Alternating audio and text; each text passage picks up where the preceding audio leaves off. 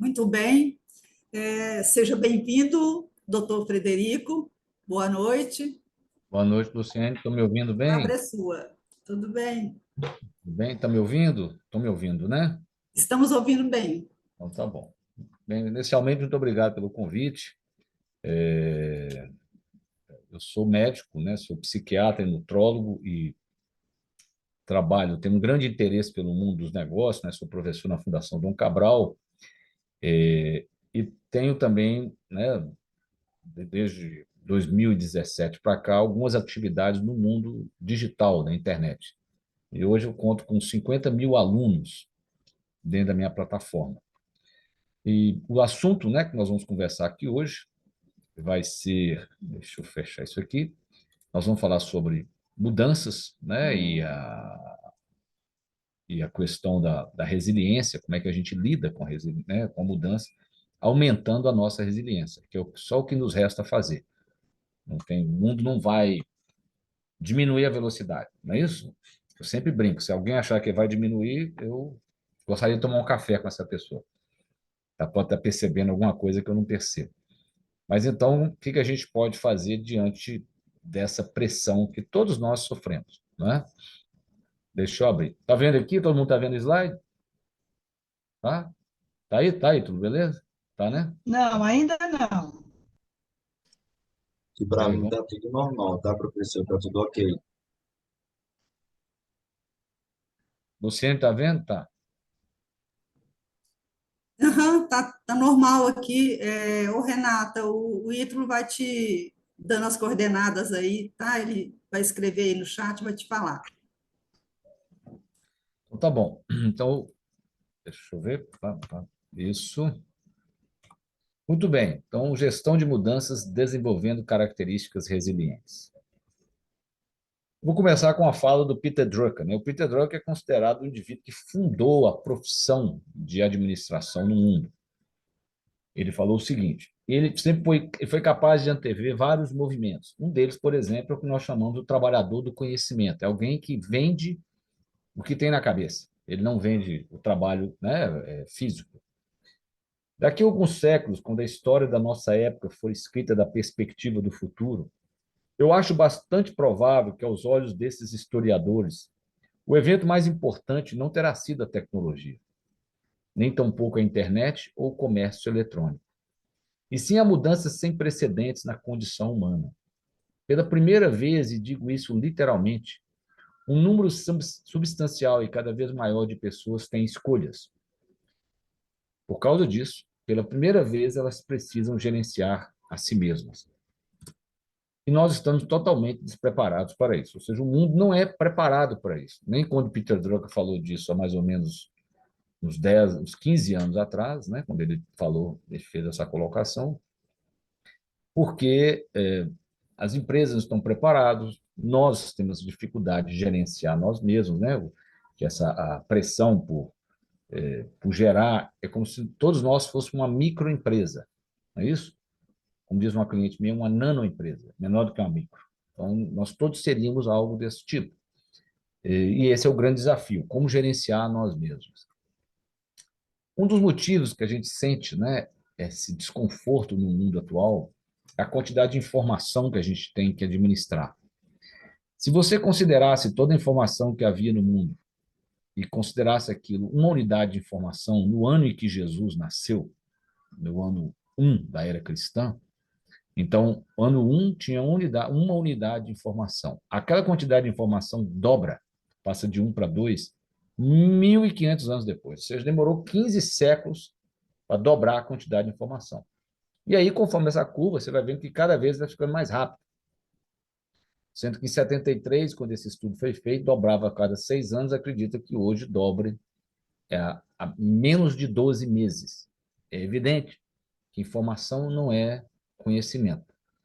Nós somos uma sociedade repleta de informação, sedenta por conhecimento e desesperada por sabedoria, que é uma outra coisa, né?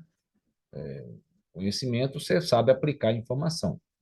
Eu costumo dizer que a sabedoria é quando você consegue questionar o conhecimento que você aplicou. Então, a nossa capacidade de entregar na vida, de performar, de realizar, ela é determinada por 3 pontos: pelo talento, pela atitude e pela oportunidade. Primeiro, o talento. Talento é tudo aquilo que nós fazemos com mais facilidade. É indivíduo, claro que muitas vezes você pensa assim, não, quem tem talento é Beethoven, é Mozart. Esses são gênios. Mas todos nós temos talentos, tarefas, comportamentos, habilidades que nós temos com maior facilidade de aprender ou colocar em prática. Mas sabemos hoje que mesmo as pessoas muito talentosas, elas praticaram. Elas às vezes não sabem disso. Você vai pegar os Beatles, por exemplo. Antes deles se tornarem famosos, eles cantaram por muito tempo num bar, como todo músico. É ali que ele foi lapidando o talento. Esse é um ponto. Você vai ver também que um grande cirurgião também opera muitos anos para ficar bom. Eu brinco, até o Romário treinava. O Romário treinava como? Ele jogava futebol de praia, né, no Rio de Janeiro. Ele estava treinando aquele toque que ele era craque nele. Então, todo mundo treinou. E dizem que para a gente ficar bom, atingir um nível internacional em algo, você tem que treinar 10.000 horas, que são 3 horas por dia durante 10 anos. Talento só basta? Não. Porque, como eu primeiro já falei, o talento tem que ser lapidado. É só lapidado pela atitude da pessoa.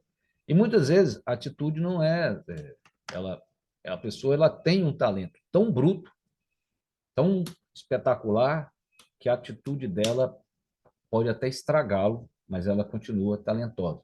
Meu exemplo predileto era o Tim Maia. Você sabe que o Tim Maia, de cada 10 shows, ele não comparecia pelo menos em 40%, em 4.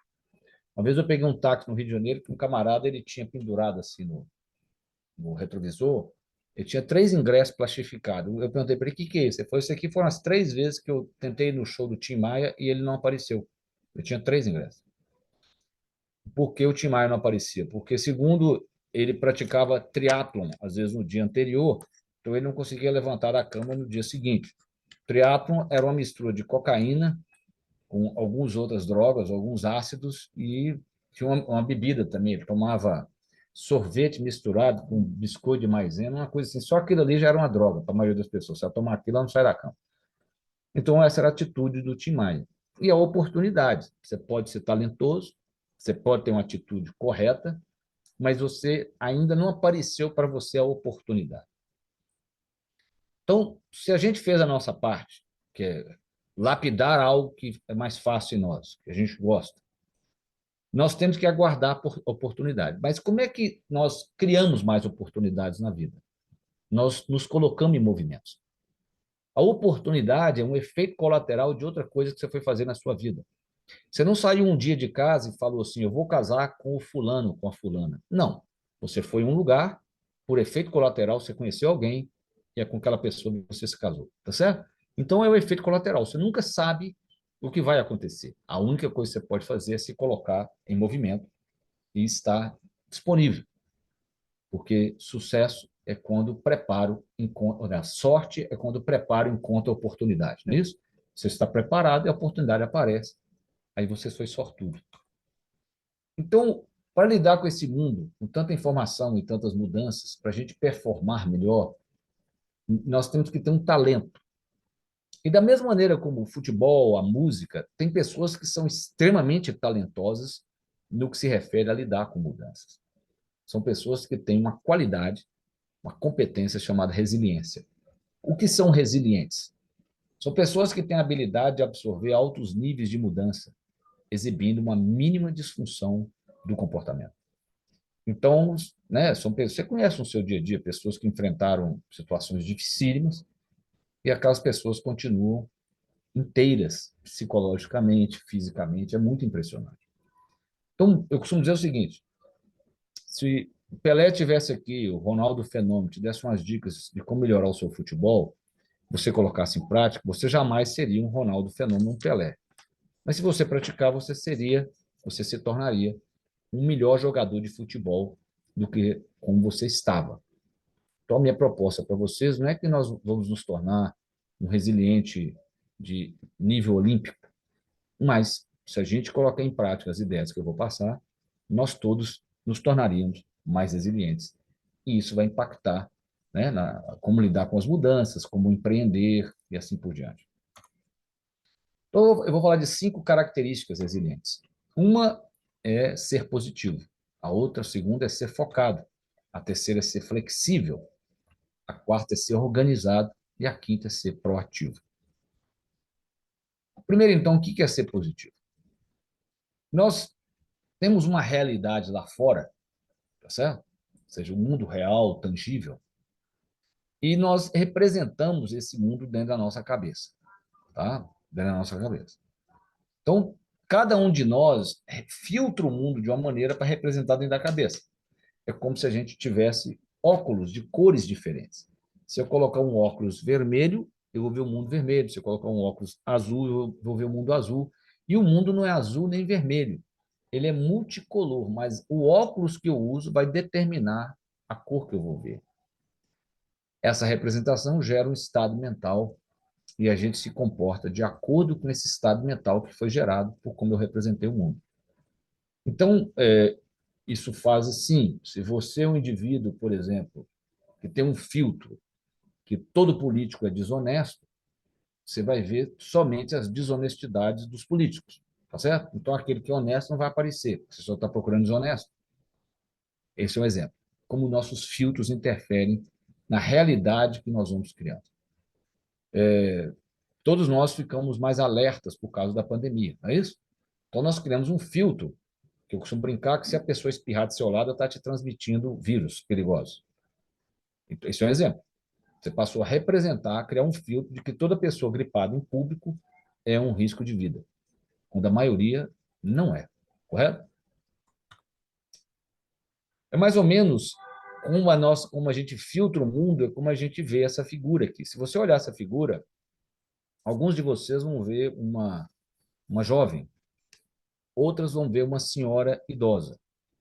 Não tem a correta ou a errada, e não faz diferença nenhuma, não significa nada se você viu uma ou outra. O fato é como se a realidade fosse igual a isso aí, ó. Uns olham, veem uma jovem, que é essa aqui, ó. Aqui está o queixo dela, tá vendo? Esse aqui é o queixo da jovem. Aqui está o colo dela. Opa, desculpe.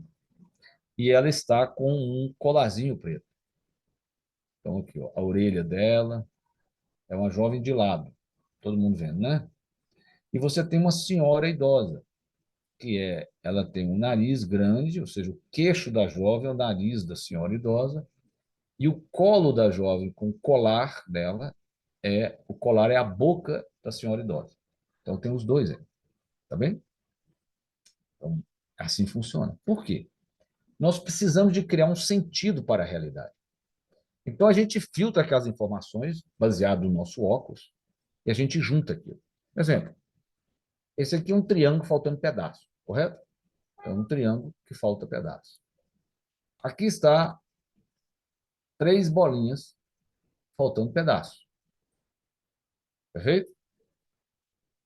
Que não tem sentido nenhum. Mas se eu juntar o triângulo faltando pedaço com a bolinha faltando pedaço e eu olhar, eu vejo uma estrela de 6 pontas. Não existe nenhuma estrela ali. Mas para criar um sentido para essa realidade, eu vejo uma estrela. Entendeu? A estrela não existe. Então, para a gente criar uma noção da realidade, a gente faz uma narrativa. A gente conta uma história para nós mesmos. Perfeito? E muitas vezes essa história está errada. Mas a gente conta. É uma maior dificuldade que nós temos, você vai ver, eu vou falar mais na frente, é encarar a realidade, porque a gente conta uma história para lidar com ela. Então, positivo. Então, ser positivo é o quê? É entender o filtro que eu vejo a realidade. Por exemplo, que todo problema carrega uma oportunidade. As maiores mudanças que você fez na vida e os maiores aprendizados que você teve foram devido a problemas. Um problema é quando a realidade nos apresenta uma resposta ou algo que a gente não esperava ou não concordava. Então, para lidar com esse problema, com qualquer problema, a gente amadurece, a gente cresce, a gente aprende novas habilidades, não é isso?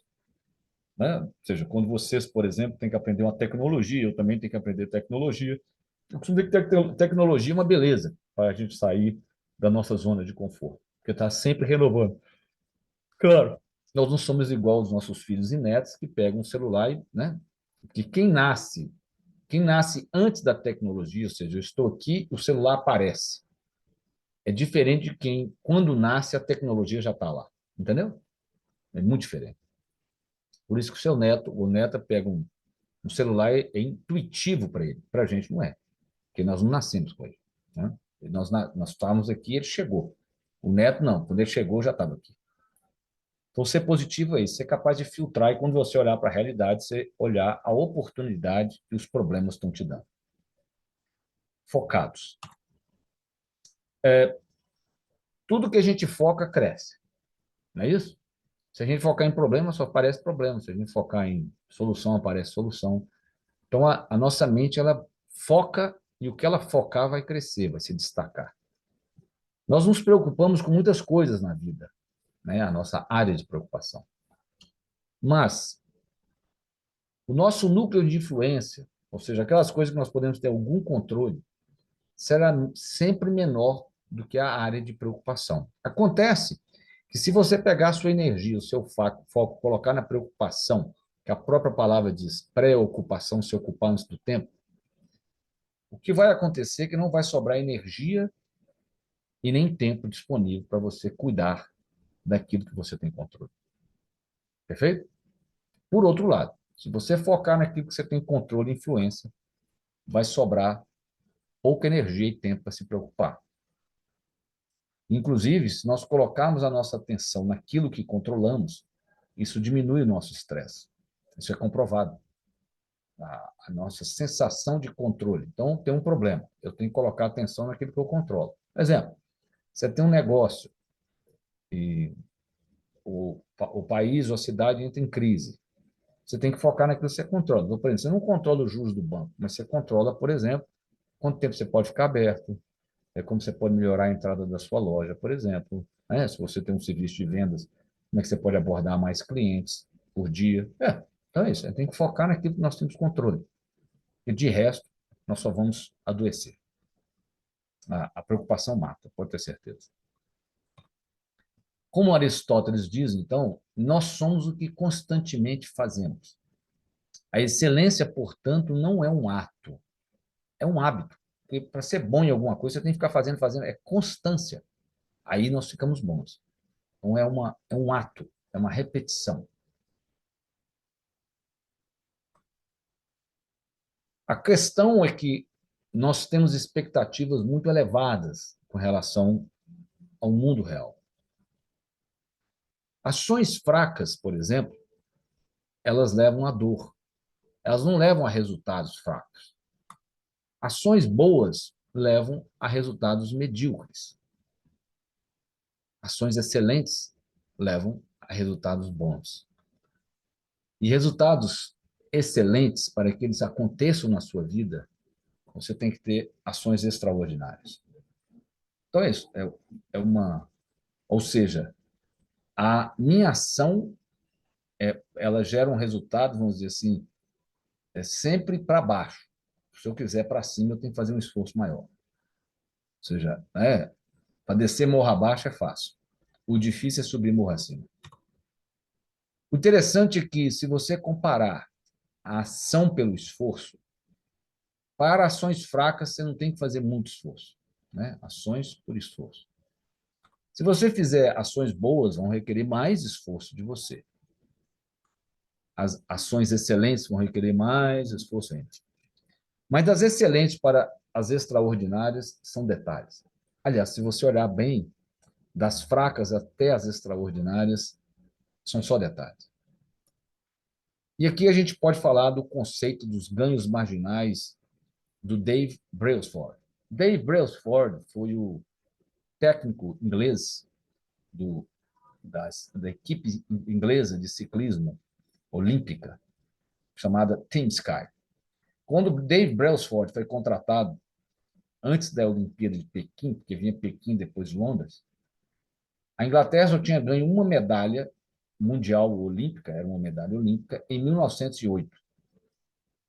De 2007 a 2017, A Inglaterra ganhou 178 medalhas, quebrou diversos recordes mundiais. O que Dave Brailsford fez? Ganhos marginais. Você não consegue melhorar um atleta olímpico muito, que já é o ápice, né, de uma carreira, do que é bom. Então, ele entendeu que ele tinha que quebrar o ciclismo em um tanto de pedacinhos. Exemplo, ele começou a fazer pequenos ajustes. Cada ciclista tinha o seu cilim, era um cilim feito para aquela pessoa. Todo ciclista tinha que viajar com o seu travesseiro. Por quê? Porque você imagina, uma corrida ganha às vezes por um segundo. Se o indivíduo dormir 10% pior à noite, ele perde a corrida. Os corredores ingleses usavam nas provas ao ar livre a mesma roupa que eles usavam nas provas de circuito interno de alta velocidade, que eram provas com pouco atrito. Os ciclistas ingleses tiveram aula com infectologistas para aprender como deixar a mão limpa, por exemplo, se você tivesse gripado, para você não pegar a gripe no outro, porque senão todo mundo gripava e todo mundo perdia. Então, pequenos ajustes. E na nossa vida a gente também pode fazer assim. Você pode fazer um pequeno ajuste no seu sono, um pequeno ajuste na sua comida, um pequeno ajuste na sua atividade física, um pequeno ajuste. E de pequeno em pequeno, pequeno, aí nós conseguimos fazer uma grande diferença. Mas para isso tudo, tem que haver comprometimento. O comprometimento é a união de 3 pontos. Da necessidade, ou seja, eu vejo que aquilo precisa ser feito. A capacidade, eu sei fazer, ou para quem eu entrego sabe fazer, eu delego, e a responsabilidade, eu entendo que sou eu que tenho que fazer. Então, toda tarefa, né, se você passar a tarefa para uma pessoa, um funcionário seu, ele tem que ver que aquilo é necessário, ele tem que ter a capacidade de fazer, alguém tem que ter ensinado, e ele tem que entender, naquele caso, que é ele que tem que fazer. Então, é assim que a gente mede o comprometimento. E muitas vezes você fala, o que está faltando? Ele não está vendo que é necessário, ninguém ensinou, ou não ensinou o suficiente, ou ele não acha que é ele que tem que fazer. Mas se ele respondeu que ele sabe que é necessário, que ele sabe fazer, ele sabe que ele que tem que fazer, e ele ainda não faz, eu costumo brincar que nós só temos 2 saídas. Ou a gente manda para o treinamento, um treinamento mais forte, ou a gente manda para a concorrência como uma arma secreta para explodir lá. Características dos resilientes. Positivos, focados e agora flexíveis. O que é essa flexibilidade? Tudo que existe na natureza, no mundo aqui, primeiro existiu na cabeça de alguém. Então, para sair da cabeça e vir para o mundo físico, teve isso aqui, a chamada tensão estrutural, que é uma tensão entre o estado atual e o estado desejado. Né? Então, é como se esticasse um elástico entre o atual e o desejado. Isso gera uma tensão. Das duas, ou você desiste e fica onde você está, ou você anda para frente. Perfeito? O que é a flexibilidade? Jamais isso aqui será uma linha reta. Quando o Apollo 11 foi à Lua, 99% do tempo ela estava fora de rota. Porque não tinha como ter uma linha reta para sair do Cabo Canaveral para chegar no Mar da Tranquilidade na Lua. A espaçonave ia voando e sendo ajustada, o tempo todo sendo ajustada. O tempo todo. Então, a flexibilidade é nisso, é entender que você não vai achar uma linha reta. Né? Deus escreve certo por linhas tortas. Muitas pessoas acham que falta é somente não saber o que você quer. Mas eu digo que não. Na minha opinião, o mais comum é negar onde você está. Então, é aquela pessoa, por exemplo, vai ficando acima do peso e vai fazendo de conta que não está. Um dia alguém tira uma foto de perfil e fala assim, quem é esse barrigudo? É ele mesmo. Entende?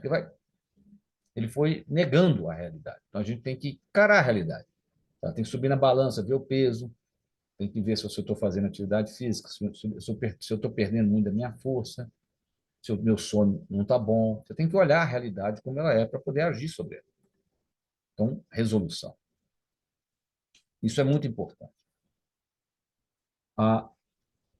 O indivíduo que ficou mais tempo preso em um campo de concentração não foi nenhum judeu, porque muitos morreram. Foi um comandante do exército americano chamado James Stockdale. Ele ficou praticamente a guerra do Vietnã inteirinha preso, sendo torturado diariamente. Tanto é que ele mancava de uma perna devido à tortura. Quando ele foi solto, tinham vários presos e era impressionante como ele ficou preservado psiquicamente.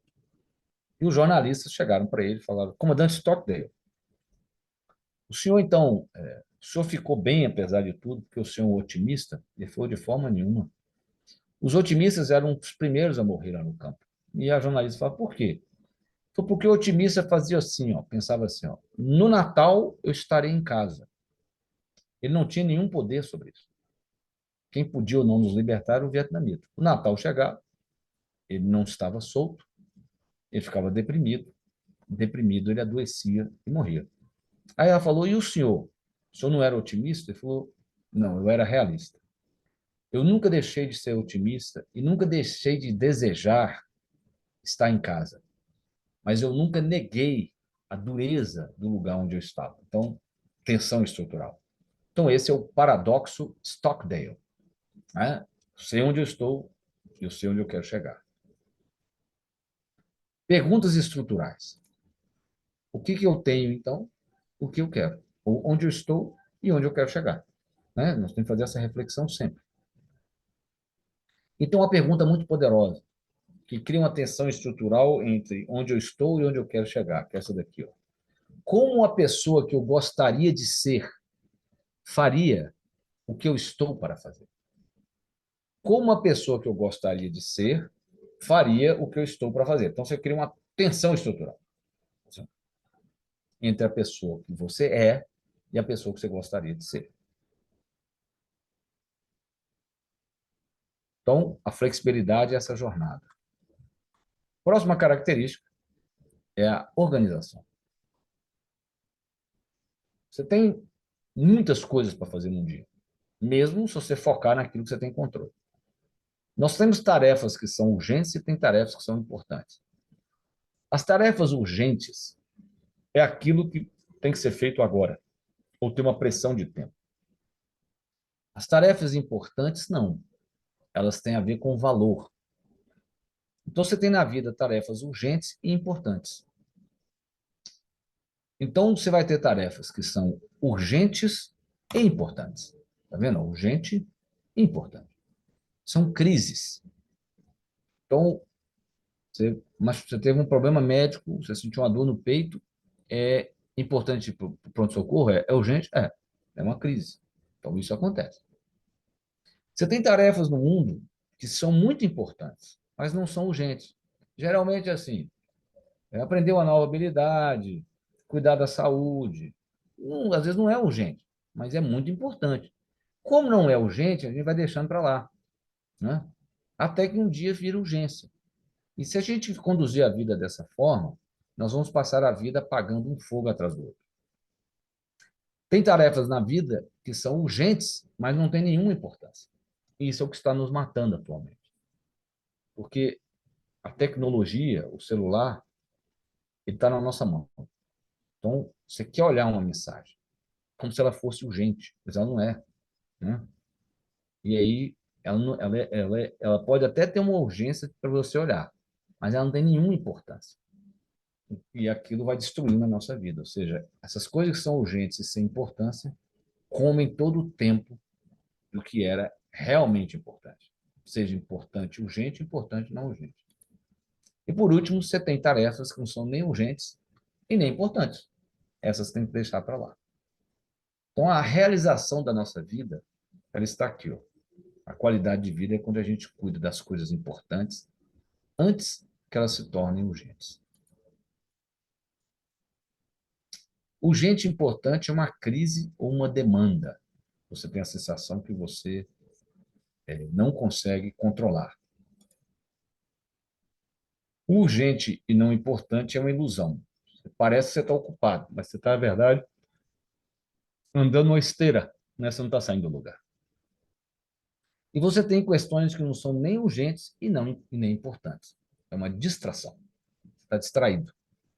Não uma distração saudável que todo mundo tem que ter, mas uma distração que nós geralmente usamos para fugir Fugir de quê? Da nossa realização, porque a nossa realização requer que nós façamos coisas importantes antes que elas se tornem urgentes. Entendeu? Então é aqui, ó. Se você vai abrir um negócio, claro que num negócio, num empreendimento, você vai ter muitas demandas, é claro. Então, um indivíduo que tem um negócio, ele vive com o pé na demanda, na crise, e um na realização. Ele tem que estar o tempo todo aqui, ó, porque ele está cuidando do que é importante, tanto que é importante e urgente, quanto é importante e não urgente. Então, ele não para, né? Essa tensão é contínua para ele.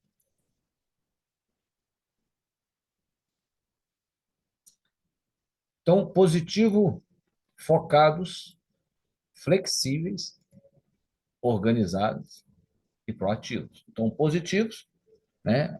Você filtrar. Como é que você filtra o mundo? E por pior que esteja a situação, você achar algo de positivo nela. Né? Porque, né, o realismo, na verdade, é isso.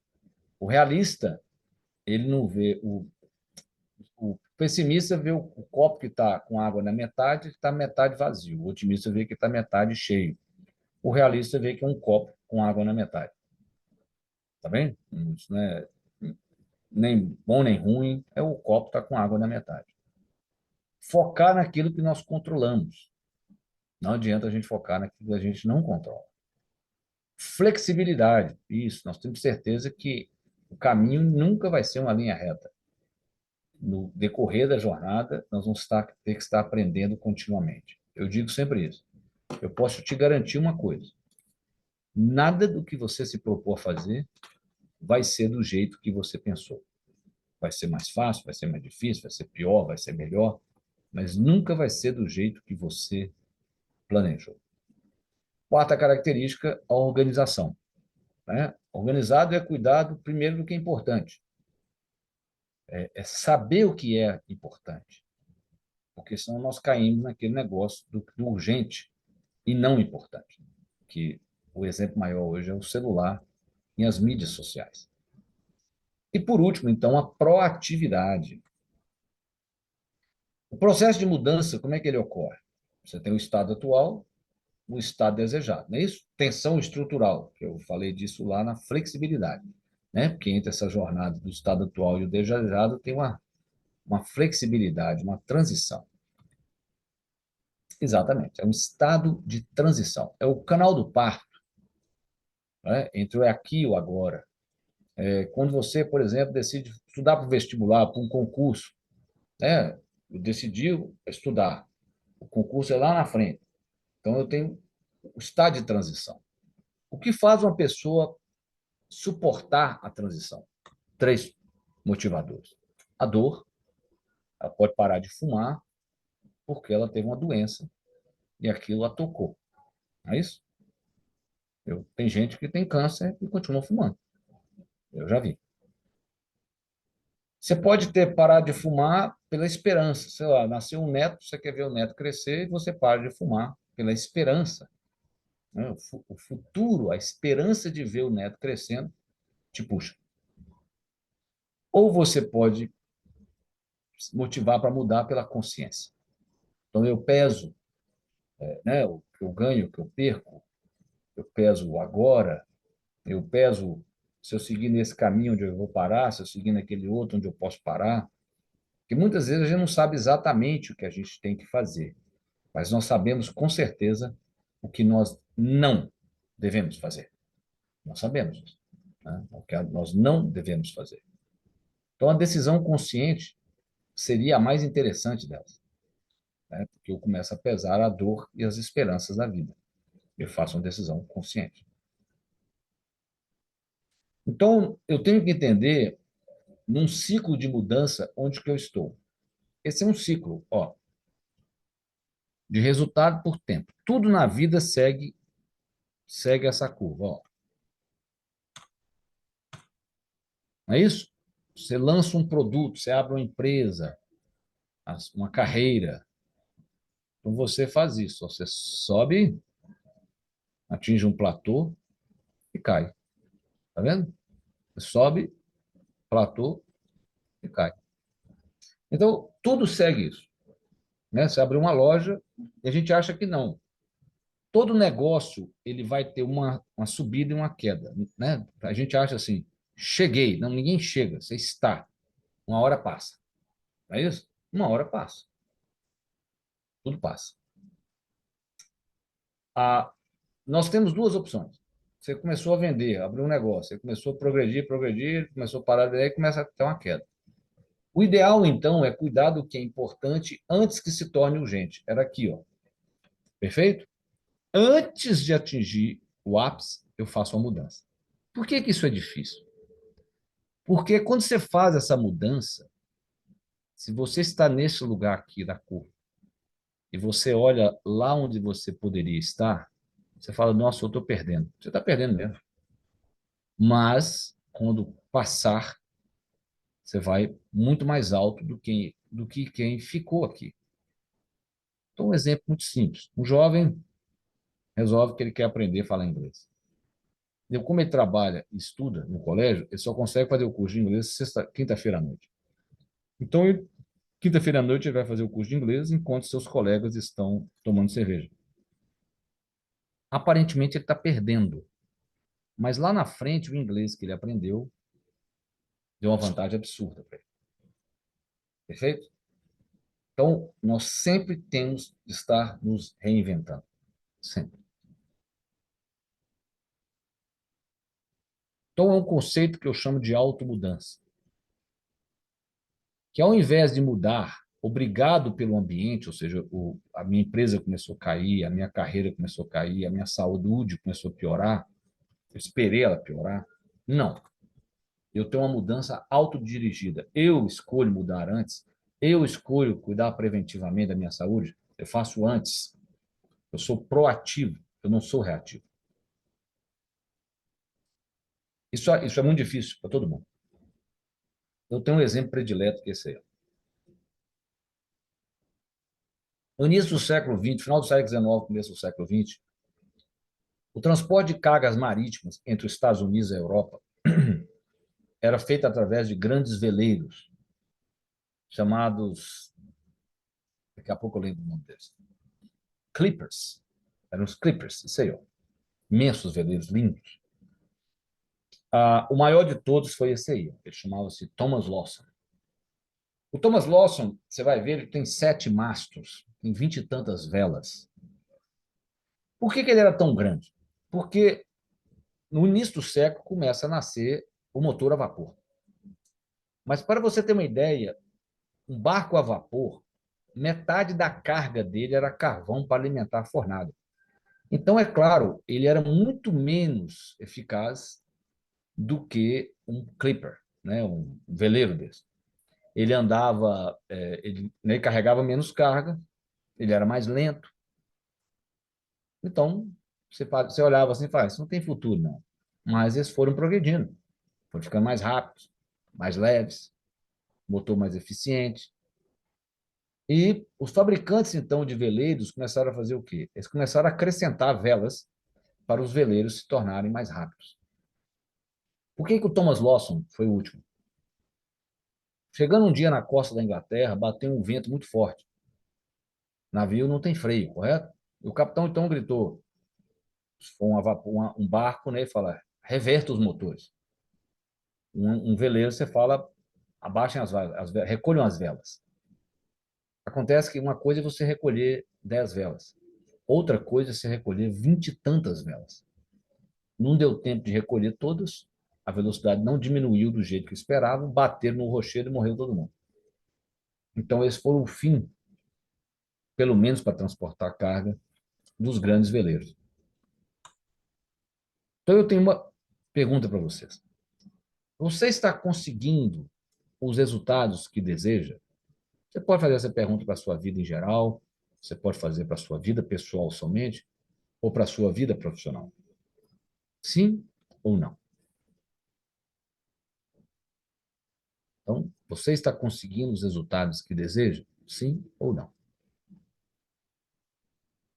Segunda pergunta. Você tem certeza de que continuará a ter no futuro os resultados que deseja? Quando a pessoa me pergunta qual o futuro, eu falo assim, entre 1 e 3 anos. Certo? Porque quando a gente escolhe, por exemplo, se eu sou empreendedor, eu escolho um negócio, a gente tem uma ideia mais ou menos se aquilo vai para frente ou vai piorar. Exemplo, o segmento. Um posto de gasolina. Se você tivesse dinheiro, você investiria em posto de gasolina ou você pensaria assim, não, os carros serão elétricos. Você vai carregar na garagem da sua casa. Qual o futuro de um posto de gasolina? Ele vai ter que se reinventar, tá certo? Então a pergunta é: você tem certeza que continuará a ter no futuro os resultados que deseja? Sim ou não? Se você respondeu sim, sim, sim, eu acredito que eu estou, sim, eu estou conseguindo os resultados que eu desejo. E sim, acredito que no futuro, entre 1 e 3 anos, eu vou continuar conseguindo. Você está na face ascendente dessa curva. Está vendo aqui, ó? Você vai vender, vender, vender, vender. Uma empresa grande é quando o comercial tem mais poder. Geralmente o presidente da empresa veio do comercial. É nessa fase. Mas você pode ter respondido o seguinte: sim, eu estou conseguindo os resultados que eu desejo, mas eu não acredito que no futuro eu continuarei a conseguir, por algum motivo. Você já está chegando ao ápice da curva. O maior sintoma disso aqui é que você tem que fazer o mesmo esforço para ter resultados parecidos. Tá bom? Mas você pode ter respondido o seguinte: eu não estou conseguindo e não acredito que eu vou conseguir no futuro. Então você está na face descendente da curva. Isso significa que o esforço para melhorar, para subir, vai ter que ser maior. Isso aqui é como se fosse um avião subindo. Você subir mais com esse avião é mais fácil do que você pegar um avião descendo e arremetê-lo. Entende? Arremeter o avião. Requer muito mais energia. Mas você pode ter me respondido assim: eu não estou conseguindo, mas acredito sim que no futuro eu vou conseguir. Tem duas possibilidades. Você, por enquanto, está fazendo para sobreviver. Você está atravessando um momento muito difícil. Né? Você está sobrevivendo, mas acredito que no futuro você vai conseguir. Ou você escolheu fazer porque será útil a longo prazo. Você resolveu sacrificar o presente pelo futuro. Se você, neste momento, não está conseguindo, mas acredita que no futuro, sim, mas não foi uma escolha sua, o mundo veio, a realidade veio, tomou de você, ou seja, criou. Vamos supor, você tinha uma loja de revelação de fotografias, e chegou a máquina digital, perfeito? Não é culpa sua. Primeiro, você tem um choque. Isso acontece com todos nós em qualquer perda que nós vamos ter. Por exemplo, na pandemia, estourou a pandemia, todo mundo falou: o que é isso? A primeira comportamento nosso é negar. Eu me lembro, eu também. Eu pensei que isso ia durar 15 dias. Né? Espero que a gente tenha aprendido, né? Por exemplo, com a Suécia, que não teve lockdown e foi dos países do mundo que melhor sobreviveram. Negação. Se nega, e aí, mas a realidade continua batendo na sua porta. Ou seja, você tem um choque no seu negócio. Você fala: não, é porque é fim de ano, a Black Friday, eu estou sofrendo concorrência de todo mundo online, beleza. Então, um choque, aí você nega, você há uma explicação, mas as perdas continuam. Você fica com raiva, você fica puto. Essa raiva, a raiva é uma emoção de muita energia. Ela deveria ser usada para alavancar. Mas muita gente fica presa aí. Ela faz birra. Birra é isso. Né? A criança faz birra, não vai mudar nada. Mas ela bate o pezinho no chão, ela esperneia. Birra. A gente também faz birra. Ah, doutor Frederico, eu não queria parar de tomar café, mesmo tendo refluxo e tossindo. Ué, birra, né? Ah, doutor Frederico, estou acima do peso, mas não quero parar de tomar refrigerante. Birra, né? Eu brinco e falo assim: eu ainda não faço milagres. O dia que eu fizer, eu te aviso. Né? Eu não sei tratar de outro jeito. Né? Ah, doutor Frederico, eu tenho muita preguiça de atividade física. Eu falo coisa assim: eu tenho de levantar peso. Chega uma idade que você tem que levantar. Não é isso? Nem que seja pesos geriátricos. Peso pequenininho. Não é isso? Peso geriátrico, mas tem que fazer. Vai perder músculo. Né? Meu personal, eu falo com ele assim: eu quero pesos geriátricos. Eu não quero ter uma lesão e ter que parar minha atividade física. Fala para ele mesmo. Ele me faz com aqueles pezinhos. Aí a pessoa, eu posto, os meus seguidores falam assim, com esse pezinho eu falo com eles assim, ó, você coloca a mão no chão e o joelho no chão, fica de quatro, pega um pezinho desse de 1 quilo, estica assim, ó, numa mão e segura no ar, eu quero ver quanto tempo você segura.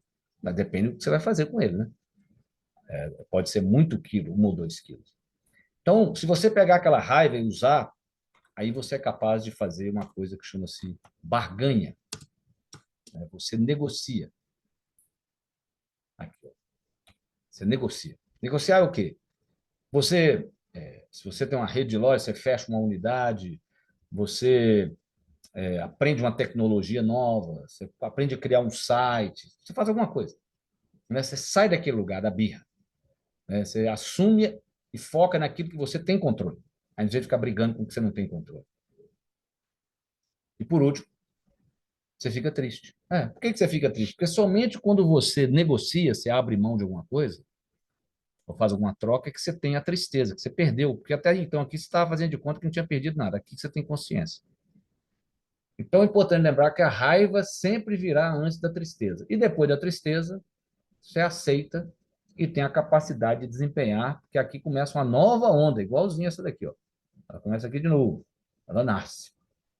E assim vai sendo. Porque isso aqui é igual surfar. O surfista sabe que aquela onda vai acabar e ele tem que pegar outra. Então a gente tem que ter isso na cabeça.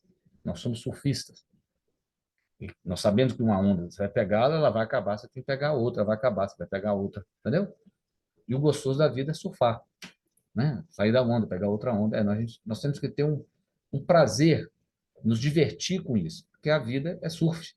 Ela não é Ela não é um videogame que você não para, que você pode ficar, você fica jogando continuamente na mesma onda, vamos dizer assim. Não, a onda acaba.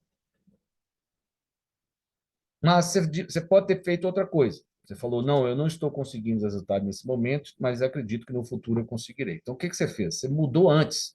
Você escolheu mudar. Você mudou exatamente aqui onde nós falamos que deveria. Ó. Então, quando a gente faz isso, nós somos extremamente otimistas. Uma coisa que eu chamo de otimismo desinformado.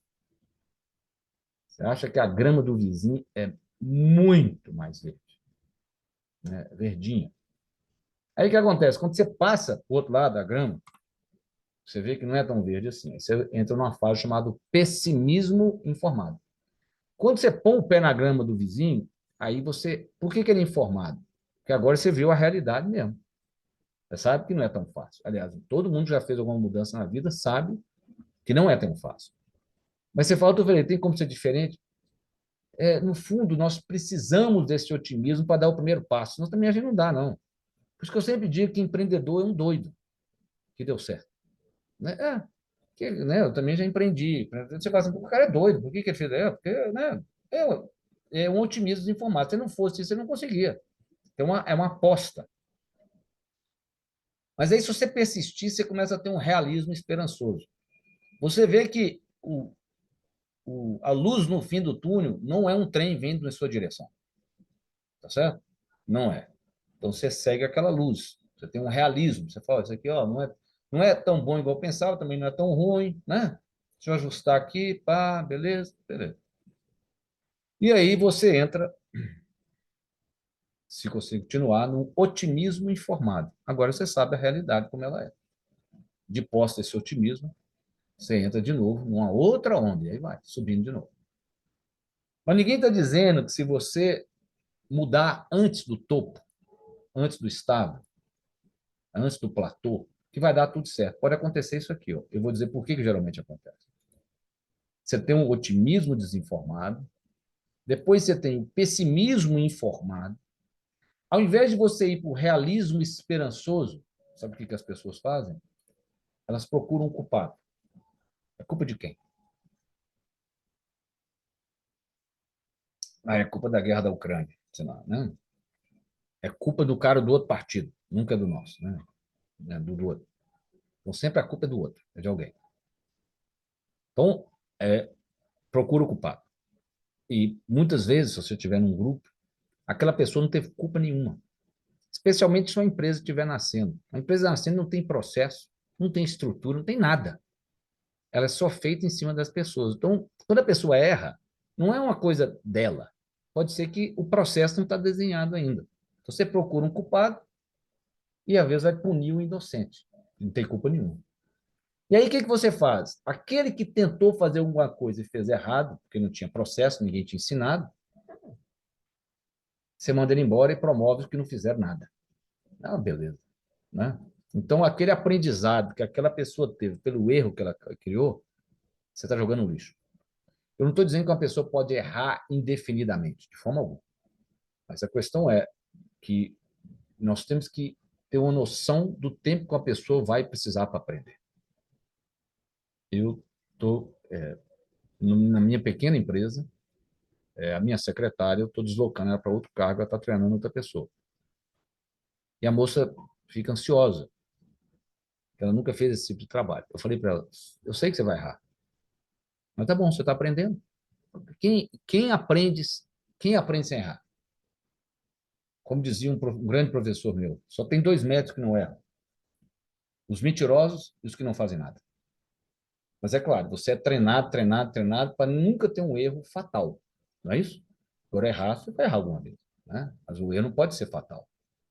Você tem que diminuir a chance de erro. Mas tem erros que são necessários para o aprendizado. Então, de posse disto, ser positivo, focado. Né? Positivo, eu olho para a realidade e vejo nos problemas uma oportunidade. Você vai ver que a história de tudo no mundo foi assim. Não é isso? A pessoa olhou para a realidade e viu uma oportunidade onde todo mundo via problema. Sempre foi assim. Sempre foi. Né? Se você olhar a história, por exemplo, da Apple, é porque o Steve Jobs via que um dos problemas era que os computadores eram muito grandes e várias pessoas tinham que usar uma mesma máquina. E por que não as pessoas não podiam ter uma máquina delas? Claro, né? Então ele criou literalmente o conceito do computador pessoal. Sempre vai ser um problema. Você nunca vai criar algo novo que não seja para resolver um problema. Sempre. Vai ser sempre um problema. Quem viveu a transição do iPod, etc., vai lembrar que teve uma época, olha que coisa impressionante, que nós tínhamos um MP3, não é isso? Você arrastava um tanto de música pirata para dentro do MP3, um aparelhinho. A indústria fonográfica estava quebrada. Quando Steve Jobs cria o iPod, ele pega toda a indústria fonográfica e coloca ela de dentro daquele aparelho.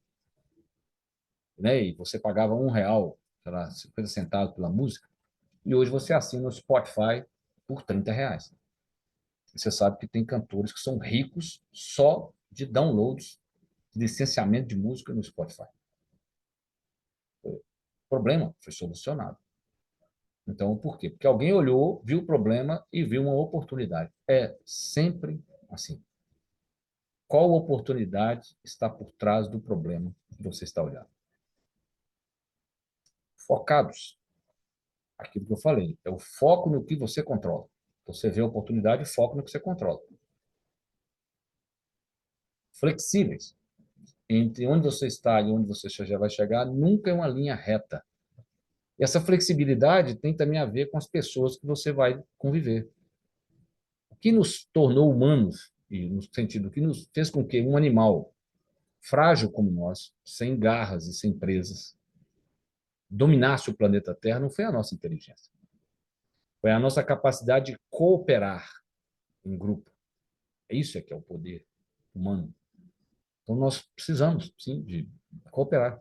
Não tem jeito de trabalhar sem cooperação. O nosso parente mais antigo, que é o Australopithecus afarensis, que é a Lucy, ela tem 3 características parecidas conosco. Né? Ela caminhou sobre a Terra há 2,5 milhões de anos. Ela tem uma mão, né? Nenhum animal tem mão, todo mundo tem pata. A diferença é que a mão você faz isso, ó. Oposição do polegar. A pata não, isso aqui é duro. Você fala, e daí? Daí que não adianta você ter inteligência se você não tiver uma mão para implementar a sua inteligência. Ela tinha um crânio grande, um cérebro do tamanho do nosso, e ela tinha uma característica pouco observada, é que ela tinha um fêmur fraturado, solidificado.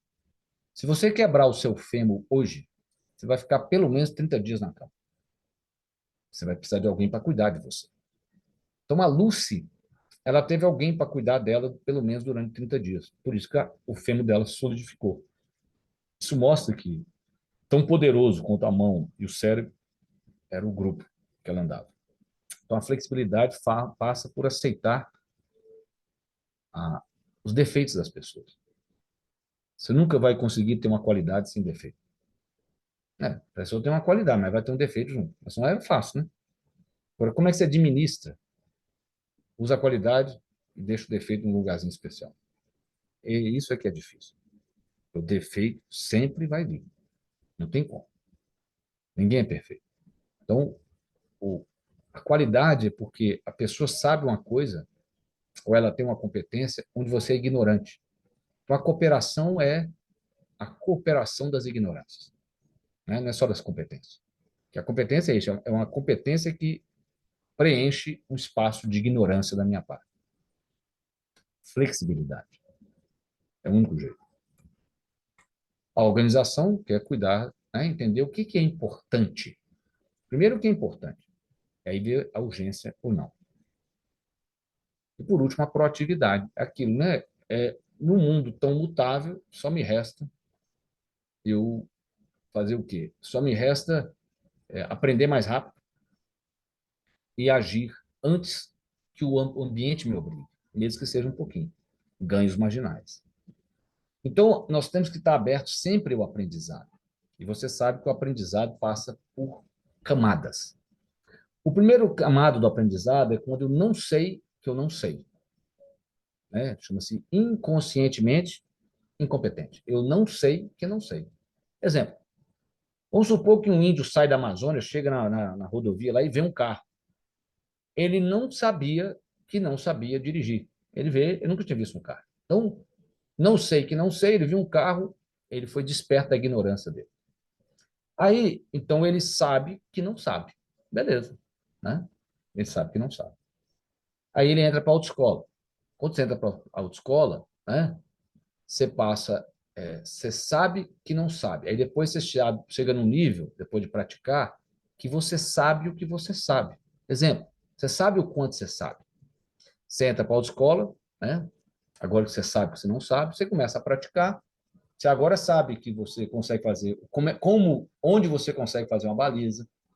Você sabe se você consegue ou não fazer uma meia embreagem no morro. Beleza, tá bom? Você sabe o quanto você sabe. E aí você pratica, pratica, pratica, pratica, pratica, pratica. Aí você fica bom. E um dia você está no seu carro, uma pessoa entra na frente do carro, você desvia sem pensar.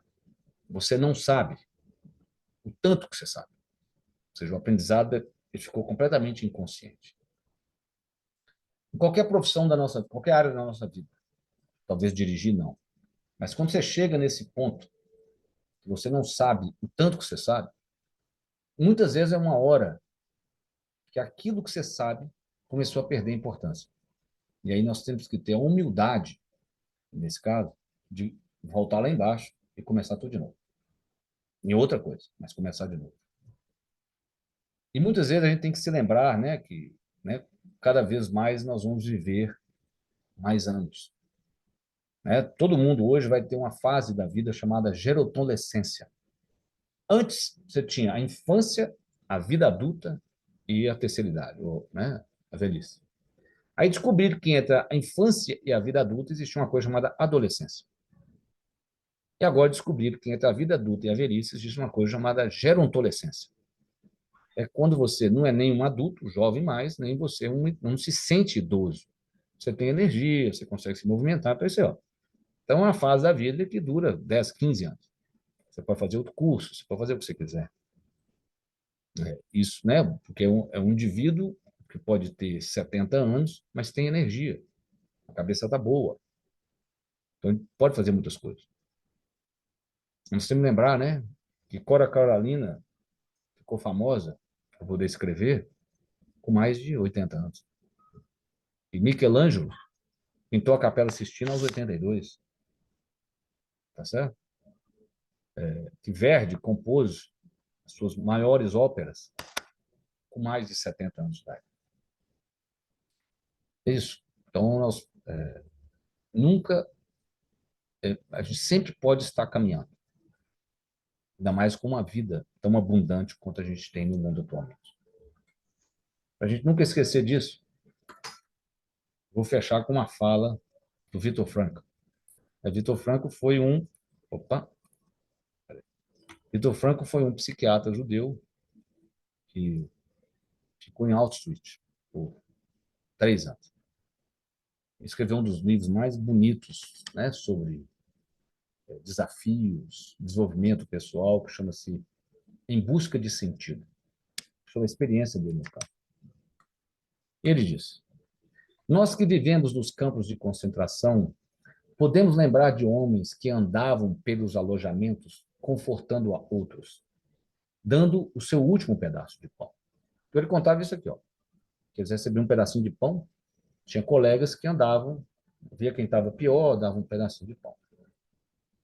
Tinha guardas nazistas que levavam pão escondido para eles, com risco de serem mortos. E tinha colega de cela que roubava o pão do outro. Opa, agora eu apanhei. Peraí.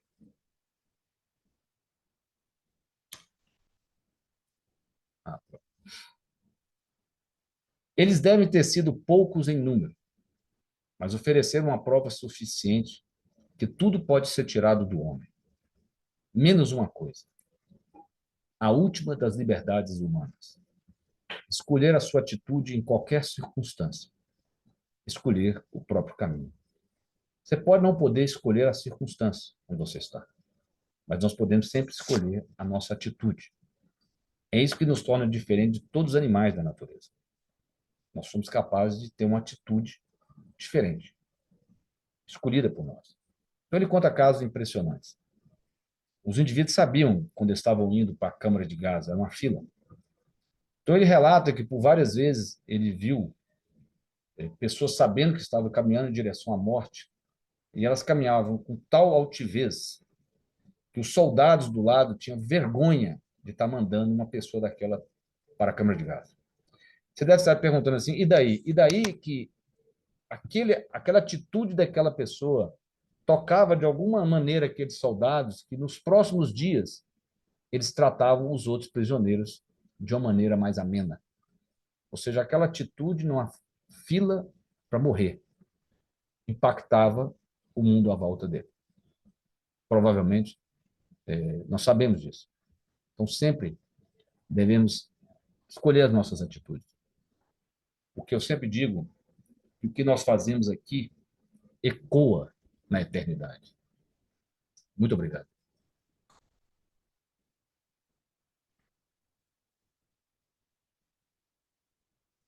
Isso.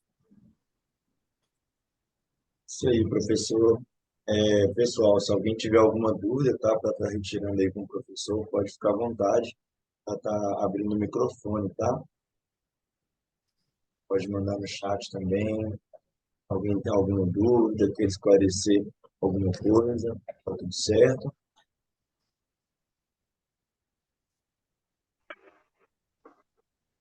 Oi, boa noite. Olá. Boa noite. Eu estava precisando dos dois gráficos. O primeiro é da curva, né? E aquele que tinha importante e não importante, o de cima, quando eu printei, não saiu. Tá Seria bom, possível? possível. Nós vamos mandar para você um PDF, tá bom? E queria dizer que bacana, foi excelente a Muito aula. obrigado.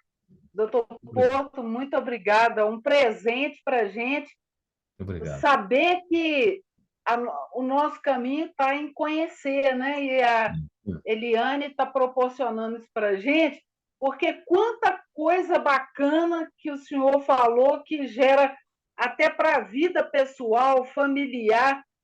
Todos somos esse gráfico aí e precisamos de entender a posição que a gente está, que aí a gente não fica assustado, né?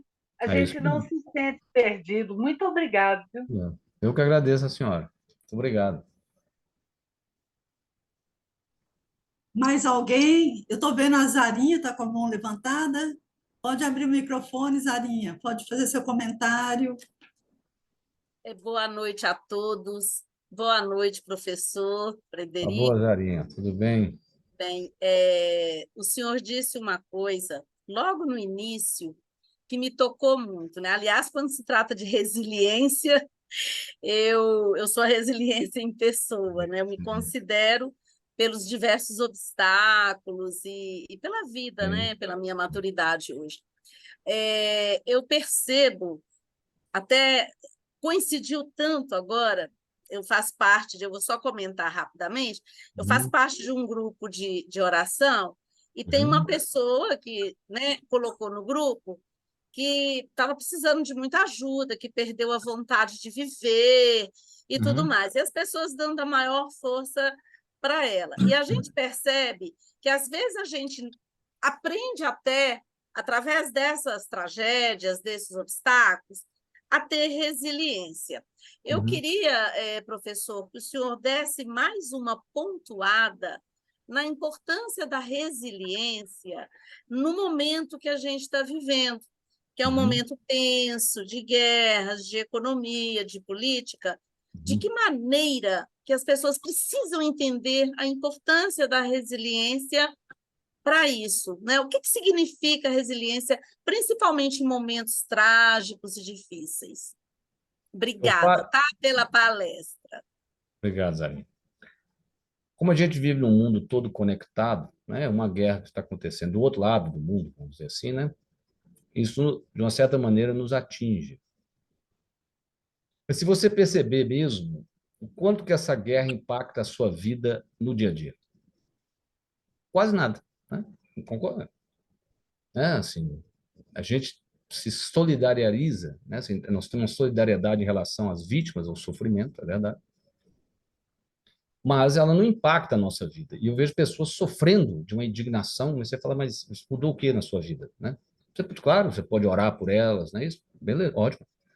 Mas é entender que, eu costumo dizer que a pessoa fala, como é que o senhor lida com isso? Eu falo, eu lido de duas maneiras. Eu olho a eternidade. Daqui a 100 anos, ninguém vai lembrar disso. Ninguém vai lembrar de Alexandre de Moraes, ninguém vai lembrar de Gilmar, ninguém vai lembrar do Lula, ninguém vai lembrar do Bolsonaro, né? Ninguém vai lembrar disso. E eu olho para trás. Há 200 anos atrás, 95% da humanidade vivia abaixo da linha de pobreza, que é 1,8 dólares por dia. Hoje é 9%. Até antes da pandemia era 7%. Então, é um mundo extremamente abundante. Aí eu falo que é por isso que tem tempo para você preocupar com essas coisas. Né? Você pode preocupar com tanto de coisa que não atinge nada a sua vida, é porque o mundo é abundante, não é? Você não fica impressionado. A minha mulher fala que todo lugar que eu vou, eu adoro ir nesses shopping Oi, 25 de março, que eu olho, eu chego lá, assim, eu fico impressionado de você pegar um negócio, um carimbo, assim, como é que custa R$ 2 um troço desse? Teve que atravessar, veio na China, no navio, do outro lado do mundo. Alguém lucrou para fazer. Isso está aqui, ó. Isso é um milagre. R$ 2, não é assim? R$ 3. Isso mostra a abundância do mundo que a gente vive. Então, nós devemos sempre olhar não pelo que falta, mas o que nós temos. E nós temos muita coisa, né? Muita coisa no mundo hoje. Não é assim que eu faço. Uhum. Desculpa, eu quero só finalizar agradecendo. Eu acredito que muitas pessoas até sofrem muito por não praticarem, conhecem o que é, mas não praticam a resiliência, ou seja, que é não desistir diante dos obstáculos, que é o renascer, né, diante de Isso tudo. mesmo. Eu acredito nisso. Muito Muito bom. obrigada.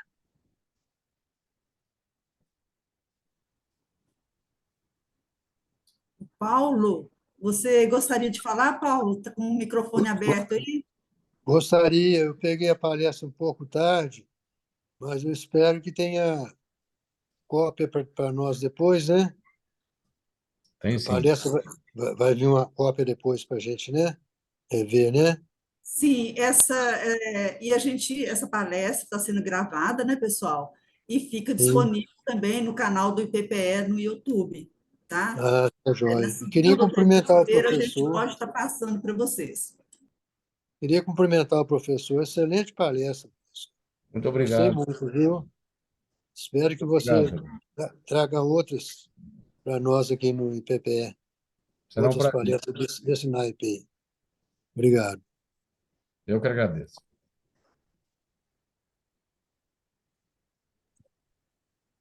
Então, acho que é isso, né, pessoal?